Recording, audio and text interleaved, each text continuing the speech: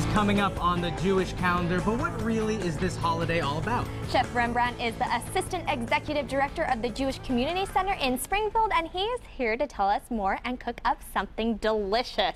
Thank you. Glad to be here today. Well, what are we making first off? We're making blintzes. Blintzes today, which is our, I'm doing cheese blintzes, so it's a cheese stuffed crepe. Now, before we start getting into the treat itself, it's representative of this holiday, Shavuot. Now Right. What does that represent in the Jewish faith? Well, Shavuot is an ancient holiday. It was one of the 3 pilgrimage holidays in ancient days where the Israelites would make a pilgrimage to the Holy Temple in Jerusalem and bring an offering, some of their crops and things like that. It celebrates the giving of the law, or if you remember the Exodus story, Moses went up on Mount Sinai, came down with those 10 commandments. That's the celebration of the birth of the Torah. And actually eating dairy on this holiday is typical. Why is that? Well, Jewish tradition says that the Torah is reminiscent, it's so sweet, it's like milk and honey, which, so that's kind of moved into this dairy celebration around this, and so people have cheesecake and cheese blintzes and other dairy foods and dairy meals and fish and things like that. And so I see on our kitchen table here we have honey and we have dairy products, and that's going to help us with the blintzes. Is That's that right? Absolutely. Well, then how does one get started making a blintz? Well, you need to make the crepe.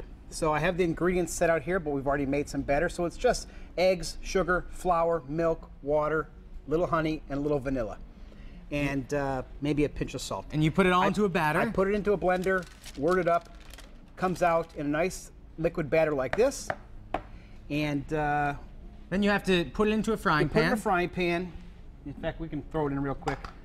So blintz is a fancy word for crepe, is that right? Blintz is a fancy word for crepe. Okay. So you want to put just enough batter in. So you don't want to make it too thick, because we're not making omelets here. The bottom of the pan. This pan happens to do about a ½ cup just fine.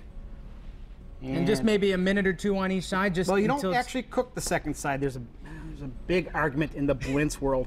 Do you cook both sides of the crepe or not?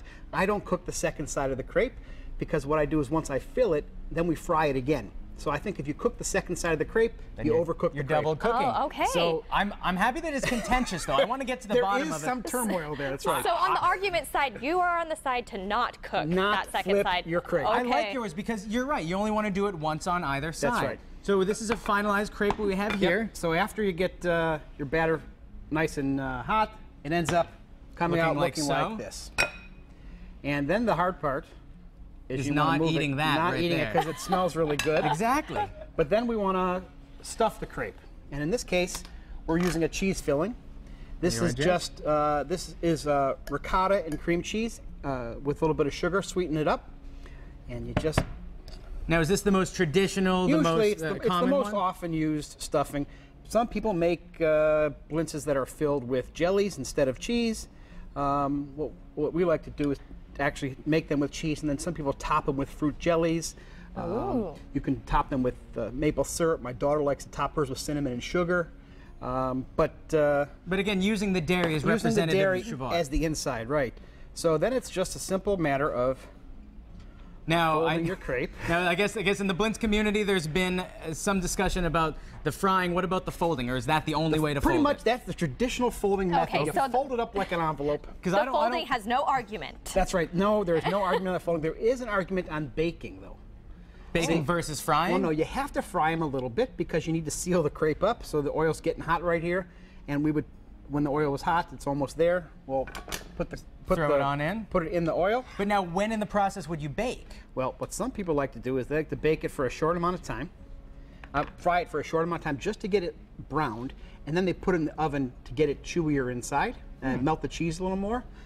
I like to do it all in the frying pan because, well, who doesn't like fried things? And one more thing I to do. turn on, a too. little more, yeah, one less thing to clean as well. But it makes it a little more crispy if you fry them a little bit longer.